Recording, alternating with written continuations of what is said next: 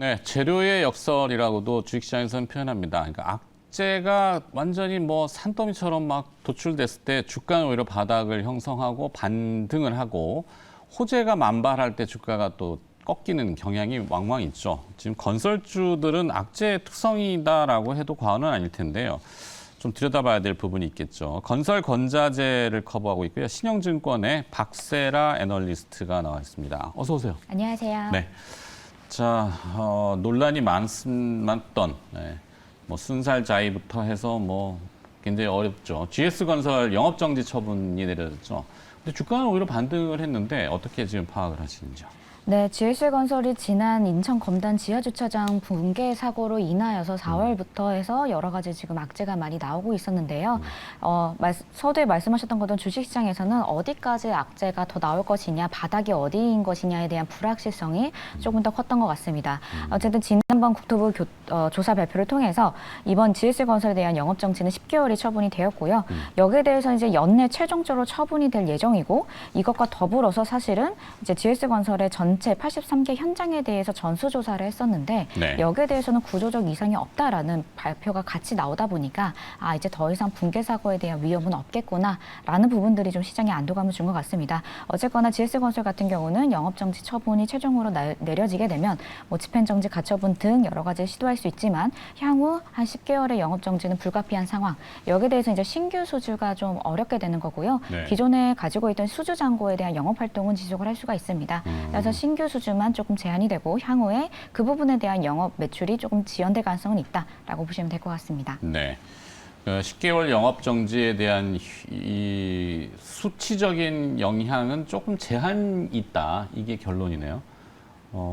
그렇죠. 뭐 상장 폐지만 안 간, 극단적으로만 안 간다면야 기업 가치, 기업은 존속을 하는 거니까 이제 또 다시 뭔가 도출되는 악재가 있을지는 잘 모르겠습니다만 그런 것만 없다면 하여튼 건설사들 뭐 나름의 영업할 때 그 어려움이 있겠죠. 근데 왜 이런 일이 자꾸 벌어지는지. HDC 현산개발, 현대산업 여기도 지금 광주 쪽에 이슈가 있었죠. 건물이 일부 붕괴인가요? 네, 맞습니다. 인적 사고도 있었던 것 같고 거기는 네. 어떻게 해야 됩니까? 행정처분과 비교하면? 네, HDC 현대산업개발 같은 경우에는 사실 2건의 사고가 좀 인명사고가 있었고요. 네. 학동 철거사고 붕괴 사고는 광주의 학동. 네, 광주 학동 철거 사고가 한 번 있었고 화정 아이파크 붕괴 사고가 이제 2건 있었습니다. 지금 2건에 대해서 행정처분이 다 이뤄지고 있는 상황인 건데 우선은 학동 철거 사고와 관련해서는 저희가 대략 한 1년 6개월 정도 영업정지 명령이 내려졌었는데 그중에 8개월은 과징금으로 대체가 되었고 현재 8개월에 대해서는 아직 2심 재판이 진행이 되고 있습니다. 따라서 아직은 영업정지가 이루어지진 않고 있다. 선고는 되었습니다만 그런 상황이고 화정 아파트 붕괴 사고에 대해서는 아직까지 영업정지 처분이 아직 구두로도 발표가 되지 않은 상황입니다. 서울시에서 지금 2차 청문회까지 지금 진행이 된 예정이라서 아직까지 이제 GS건설처럼 뭐 몇 개월이다 이런 선고가 내려지지 않은 상황이기 때문에 네. 상대적으로 조금 아직은 불확실성의 여지가 좀 남아있는 상황이다. 이렇게 좀 차별이 되고 있는 것 같습니다. 그래요. 악재가 좀 소멸이 됐다고 보시나요? 건설주는 좀 주가를 우리가 얘기를 할 수밖에 없는데 바닥을 좀 다진다. 뭐 락바텀까지도 네. 볼 수 있는지. 아직까지 한 가지 혹은 좀 2가지의 고비가 남아있다고 보시면 될 것 같은데 일단은 국토부가 민간 아파트에 대한 또 조사가 290여 곳에 대한 조사가 진행 중이기 때문에 전수조사를 거의 하는 거예요. 네, 맞습니다. 9월 말에 조사 발표가 나올 것이라서 지금까지도 뭐 추가적으로 철근이 누락되는 단지들 혹은 시공상에서 설계상의 문제들이 계속적으로 언급이 될 것이기 때문에 건설업종 전반에 대해서는 아직까지는 악재가 완전히 해소되었다라고 평가하기에는 다소 어려움이 있습니다. 그래서 그 부분이 있어서 9월 말 조사 발표를 좀 보셔야 될 것 같고 9월 말. 네, 그리고 최근에 LH에 대한 또 강도 높은 조사가 이루어지고 있기 때문에 LH. 네, 전반적으로 설계와 시공, 감리 이 모든 영역에 대해서 좀 네거티브한 뉴스들이 나올 수 있어서 해당 부분은 좀 심리적으로 부정적일 수 있을 것 같고요. 네. 또 하나는 최근에 부동산 경기가 조금 반등을 하고 있고 분양가가 좀 높음에도 불구하고 청약 그런 결과가 기사들이 이어지다 많이 나오고 보니까 있죠. 네, 전체적으로 좀 어려움은 없는 거 아닌가 싶지만 여전히 부동산 PF에 대한 우려, 신용등급 하향 이런 부분에 대한 부분들은 좀 진행이 되고 있습니다. 그래서 그 부분들이 아직까지는 좀 시장을 억누르고 있기 때문에 물론 상당히 많은 부분들이 주식시장 특히 주택 관련 업종들한테는 반영이 된 상황이긴 합니다만 네. 해당 관련된 부정적인 이슈는 있다. 그래서 완전하게 이제 완전 강력 매수라는 차원에서 접근하시기보다는 전반적으로 악재가 해소되어 가는 과정에서 좀 지나치게 저평가된 종목들 위주로 선별적인 접근이 유효한 상황이다라고 보고 있습니다. 네.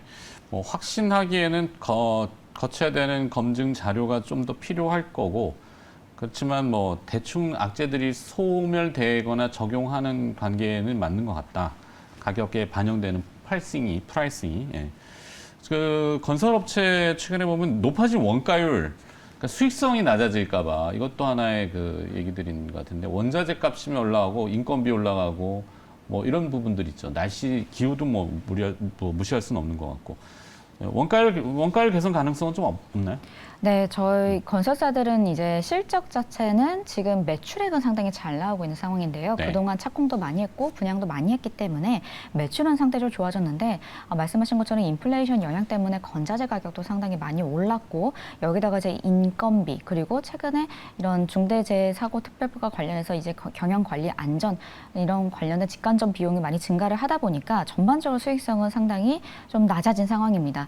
그래서 이 낮아진 수익성이 개선이 되기 위해서는 사실은 이제 코스트 푸시를 통해서 분양가 상승을 통해서 이루어져야 되는데 최근 높은 분양가가 나오는 원인도 사실 이와 그렇게 무관하진 않은데요. 근데 이게 무작정 올라갈 수 있는 건 아니고 어느 정도 가격에 대한 저항이기 때문에 수익성이 크게 개선될 거라고 보기에는 다소 무리가 있는 상황입니다. 그래서 내년도 전반적인 실적까지도 매출은 조금 유지가 된다 하더라도 수익성은 개선되는 걸 기대하기보다는 뭐 지금의 수준이 유지되는 걸 최선으로 봐야 되지 않을까 이렇게 좀 보수적으로 보고 있습니다. 네. 수익성 개선은 좀 보죠. 자, 그렇다면 반전의 어떤 포인트 분명히 또 찾아봐야 되는데, 결국에는 뭐 주택이라고 하는 뭐 아파트 공학이라고 하지만 우리가 집에 안 살 수는 없고, 또 뭐 그거는 뭐 특별 공급 같은 얘기도 있잖아요. 뭐. 근데 하여튼 어찌됐건 건설사들은 뭔가를 또 해야 되는데, 자, 해외 수주에 대한 기대. 혹여나 뭐 또 우크라이나 재건이나 뭐 네옴시티나 이런 쪽으로 뭐 포인트가 있을 건 없나요? 네, 말씀하신 대로 주식은 아무래도 실적과 뭐 안정성보다는 성장성에 주로 조금 그렇죠. 더 밸류를 많이 측정하는 경향이 있고 또 건설사에게서 국내 내수 시장은 어쨌거나 그냥 안정적인 시장이기 때문에 결국 성장을 추구하기 위해서는 해외를 수주를 해야 되는 부분이 분명히 있습니다. 저희가 2023년 상반기 때 사실 말씀하셨던 이제 사우디 네옴부터 해가지고 중동 그리고 우크라이나 재건 이슈가 상당히 뜨거웠었는데요. 네. 상반기에 대형 건설사들, 대우건설과 현대건설을 주축으로 이미 연간 가이던스를 넘어서는 수주를 이미 확보를 한 상황입니다. 그래서 상반기 상당히 뜨거웠던 해외 수주 시장이 상대적으로 하반기로 들어서면서 약간의 공백 기간이 생긴 거는 맞습니다. 그것 때문에 주가가 조금 더 주춤했던 경향이 있는 것 같은데요. 근데 최근에 또 뉴스 플로우를 보시면 아시겠지만 원전과 관련된 이슈들 그리고 풍력과 관련된 이슈들 여러 가지 부분에서 또 해외 원전 수주에 대한 기대감이 또 불거지고 있기 때문에 그 부분에 대해 관련해서는 조금 더 이제 성장성에 좀 부르짖힐 수 있는 재료가 생겼다라고 보고 있어서 연말로 갈수록 또 지연되었던 주요 중동 국가들에서 가스 프로젝트라던가 이런 것들도 아직 안 나오고 있는 상황이라 네. 연말로 갈수록 관련 기대감은 좀 높아질 것 같아서 상대적으로 대형주들 중에서 해외 수주 포션이 높은 분들은 조금 더 민감도가 높아질 가능성이 있다 보고 있습니다. 특히 이제 플랜트라든지 이쪽을 병행하고 있는 뭐 현대건설은 이제 미국의 원전 얘기까지도 하잖아요. 자, 워렌 버핏은 미국의 건설주를 샀다 이런 얘기들이 있습니다. 약간 역설적인 것 같은데 미국의 지금 30년 만기 모기지 금리가 제가 아침에 봤을 땐 7.31% 어제 입찰 기준으로 높은 금리란 말이에요. 그런데도 주택을 사는 수요가 있고 오히려 건설 회사들은 노후 주택을 교체하고 뭐 이런 것들의 미국의 분위기인가요? 네, 국내랑은 좀 다른 분위기가 포착이 되고 있는데요. 미국 같은 경우는 주택을 구매할 때 말씀하신 거 30년 모기지를 가지고 주택을 구매해야만 하는데 네. 그동안 이제 팬데믹 기간 동안 저금리 시간일 때 상당히 낮은 금리 2%에서 3%대의 주담대를 통해서 주택을 매수했던 분들이 이 기존 주택을 매도해서 새로운 신규 주택으로 이전을 할 수요가 전혀 발생하지 않는다는 겁니다. 네. 그렇게 그렇게 되다 보니까 기존 주택을 매도하지 않다 보니까 시장에 거래 물량이 없고 그래서 거래는 침체되고 하지만 잠재적인 주택 매수자들은 늘 발생을 하는 게 미국 경제인데 그들 입장에서는 그러면 부족한 신규 주택이 몰리게 되다 보니까 신규 주택이 계속적으로 공급이 부족하게 되는 역설적인 상황이 발생을 하다 보니까 주택 건설 업체들 중심으로 공급이 부족하다라는 그런 인식이 확산이 되었고 여기에 이제 공급이 늘어나야만 한다라는 그런 워렌 버핏의 해안이 좀 들어갔던 것 같습니다. 그래서 네. 주요 주택 공급 업체들 세 곳에 대해서 주식 비중을 늘린 것으로 파악됩니다. 연세 드신 분이 감각이 있으시게 빠르게 하시네. 자, 정리할까요? 하반기 건설주 투자 전략 및 최선호주, 그래도 피킹 선택을 한다면은? 네, 지금은 일단 악재가 해소되어가는 과정이라는 부분에 좀 접근하시면 좋을 것 같고요. 네. 그렇기 때문에 상당히 저평가, 좀 과하게 빠졌던 종목들 위주로 접근하시는 게 좋겠다. 그래서 일단 GS건설에 대해서 긍정적으로 관심 가져보시길 추천을 드리고 그거 외에도 지금 현재 원전과 관련된 이슈들이 또 해외 수주 대응 이슈들이 나오고 있기 때문에 현대건설도 차선호주로 관심 가져보시면 좋을 것 같습니다. 네. 오히려 이제 바닥을 다질 것 같은 GS건설과 현대건설.